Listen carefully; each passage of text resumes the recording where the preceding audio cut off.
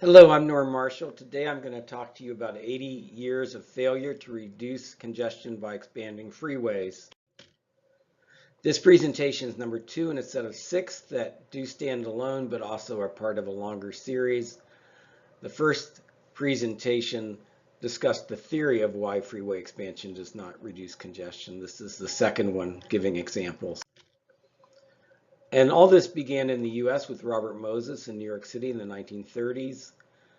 Where he started developing a system of urban freeways that never solved congestion problems. In fact, as is documented in Robert Karras' The Power Broker, each freeway project essentially created the need for future freeway projects. In 1936, the Grand Central Interborough and Laurelton Free Parkways were opened, and at that time, this was expected to solve the problem of access to Moses's Long Island parks for generations, but it solved the problem for only about 3 weeks, and then traffic was just as jammed up as it ever was before. Triborough Bridge, a very big project, was supposed to reduce travel time from northern Queens to Midtown Manhattan from 45 minutes to 16 minutes and reduce traffic on the other bridges by 40 to 50%. But 1 month after opening, the project caused the greatest traffic tie-up in New York City history. Another parkway extension, well on our way toward a sensible solution of this problem, traffic congestion, but the first weekend, the next spring, bumper to bumper traffic and the other parkways were just as jammed as ever, and traffic experts could not understand where those cars had come from. Bronx Whitestone Bridge, Moses thought that the problem with congestion that he hadn't solved so far could be solved with another bridge. But during the first year of operation, this bridge carried over 6 million vehicles and only reduced traffic by 120,000 on the other bridge. So it was only 2% of the increase.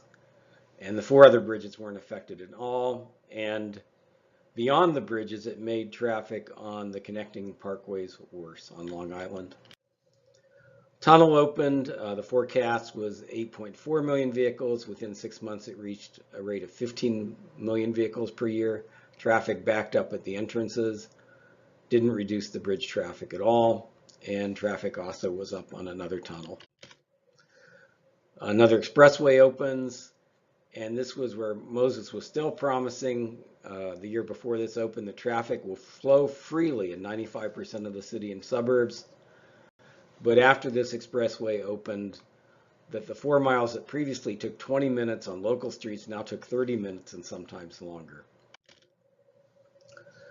This reflects a pattern of arrogance that has continued to this day. By 1950, induced travel, which is discussed in the first presentation, was obvious and should have been accepted by engineers and incorporated into engineering training so that better planning could be done. Instead, the Moses men, as they were called, fanned out across the US in the 50s and began building the interstate highway system through other cities in the US. And many engineers continue to deny the reality of induced travel to this day. Now a few other examples more recently from other places in the US. In Chicago, there was a notorious interchange backup called the Hillside Strangler. The local paper, their Daily Herald, asked, after spending many millions of dollars on this, has it been rehabilitated? And they found that you could get through the Strangler about 15 minutes faster, but the bottleneck was just moved to a different place on the highway.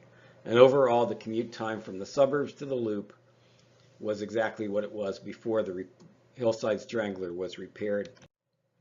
Even the Big Dig at a cost of $15 million, the Boston Globe looked into it and found that although traffic was moving faster in many parts of the new roadway, at a regional level, it made no difference at all.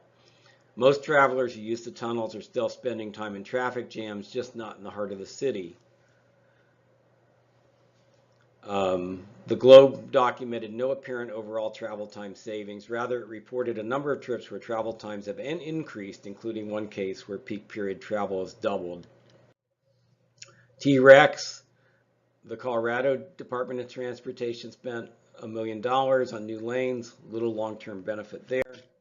Houston, was sort of highlighted as a place that was successfully building its way out of congestion. They spent $2.8 billion on the Katy Freeway to widen it to 23 lanes, and it seemed to work for a little while, but over time congestion has become worse than it was before.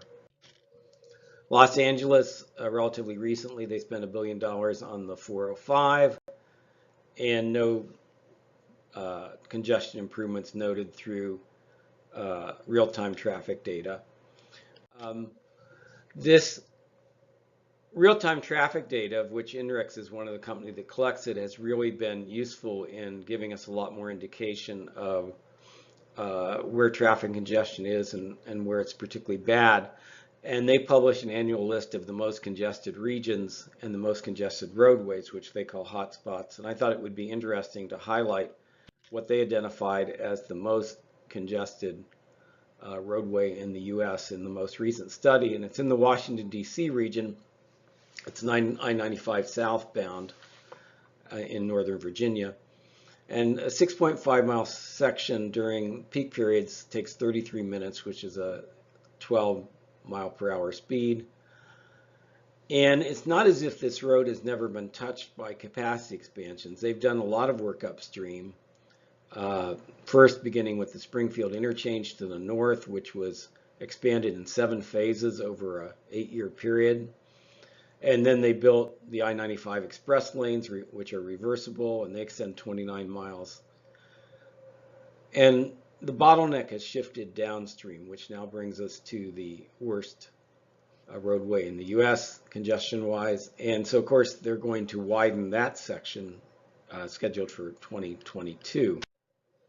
So let's look at the logical progression of these bottlenecks. In the 1990s, the bottleneck was in Springfield, so that was fixed. And then they built that moved the bottleneck to the south, and then they did the express lanes, which moved the bottleneck to the south again, which is where we are now, which is the worst congestion in the U.S. So this is planned to be addressed in 2022. But of course, what we can expect to happen after 2022 is the bottleneck will again move south and need more widening down there. And in addition, because we've added so much throughput to this corridor by these expansions to the south, at some point we'll expect that the northern end will fail again as well. So what we have here is guaranteed long-term business for the transportation industrial complex. And there really is a transportation industrial complex. This is the Virginia Transportation Construction Alliance logo. Why don't we learn the lessons from these failed projects? There's a lack of understanding of complex systems. We have bad computer models, and we don't learn from history. But more cynically, the engineers want to think of themselves as being the good guys. They don't want to look at the failures of the past. They think they can fix the failures with the next project. And there's a general lack of interest in the transportation industrial complex, which includes the state departments of transportation, to undermine future projects which they want to build. This presentation is the second one in a series of 6. The first one we looked at the theory behind why freeway expansion does not reduce congestion. In the third one coming up, we will look at the bad models that I've mentioned. I'm Norm Marshall. Thank you for watching and listening.